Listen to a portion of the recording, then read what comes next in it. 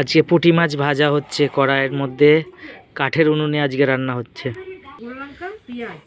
পুঁটি মাছগুলো ছেড়ে দিলাম এর মধ্যে।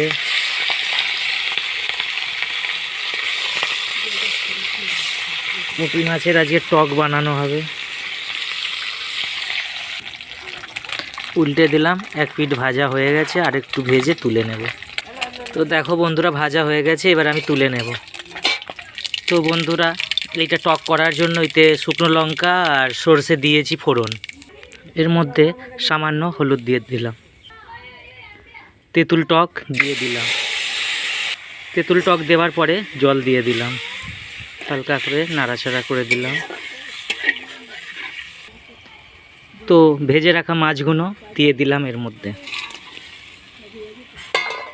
দেওয়ার পরে হালকা নেড়ে দিলাম। নেড়ে দেওয়ার পরে একটা ঢাকনা দিয়ে চাপা দিয়ে দিলাম। স্বাদ মতন নুন দিয়ে দিলাম। তো দেখো বন্ধুরা, টক আমার হয়ে গেছে, এবার আমি ঢেলে নেব পাত্রের মধ্যে একটা। তো বন্ধুরা, টক আমার হয়ে গেছে, এবার পরবর্তীটায় যাচ্ছি।